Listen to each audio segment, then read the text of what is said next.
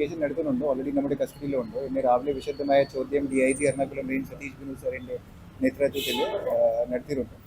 Just ഇപ്പോൾ complete ആയിരുന്നു. നമ്മുടെ കുറേ കാര്യങ്ങൾ നമുക്ക് മനസ്സിലായി. ബാക്കിയെല്ലാം ഇൻവെസ്റ്റിഗേഷൻ നടത്തുന്നുണ്ട്. ഈ സമയത്ത് കൂടുതൽ പറയാൻ പറ്റിയിട്ടില്ല. ഇല്ലെങ്കിൽ ഇൻവെസ്റ്റിഗേഷനിൽ ബാധിക്കാവും. സർ, കണ്ണൂർ കേസിൽ 7 പ്രതികളുണ്ട്. കണ്ണൂർ ഡിഫറെൻറ്റ് കേസ്, ഇവിടെ എറണാകുളം ഡിഫറെൻറ്റ് കേസ്. കൂടുതൽ പ്രതികൾ ഉണ്ടാകാൻ സാധ്യതയുണ്ടോ? വേറെ കുറേ പരാതി ഡയറക്റ്റ് കിട്ടിയിട്ടുണ്ടോ, കുറേ പരാതി NGO വഴി കിട്ടിയിട്ടുണ്ട്. സോ അതിനകത്ത് ഇതുവരെ ഏകദേശം 15 FIR രജിസ്റ്റർ ആയിരുന്നു. പക്ഷേ ഈ 15 FIRൽ അറൗണ്ട് 200 പരാതിക്കാരുണ്ടാവും. കാരണം ഒരു NGO, പ്രത്യേകിച്ചും ഒരു കുന്നത്തനാട്ടിൽ ഒരു NGOനിൽ നമുക്ക് ഏകദേശം 130 ആൾക്കാരുണ്ട് പരാതി ഒരുമിച്ച് ഒരു സിംഗിൾ FIR ഉണ്ടായിരുന്നു.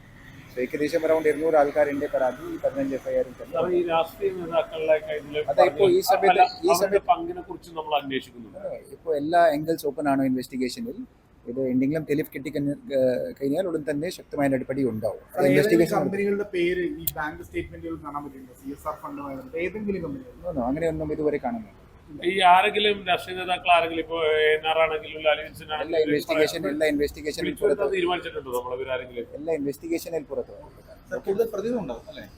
സാധ്യത ഉണ്ടോ? ഇപ്പോൾ കാരണം വേറെ FIRൽ വേറെ ആൾക്കാരുടെ പേരുണ്ട്. ചില ആൾക്കാർ ഇത് ഈ മീഡിയേറ്റർ ആയിട്ടുള്ള NGOമാരുടെ ആംഗങ്ങളിലാണ്.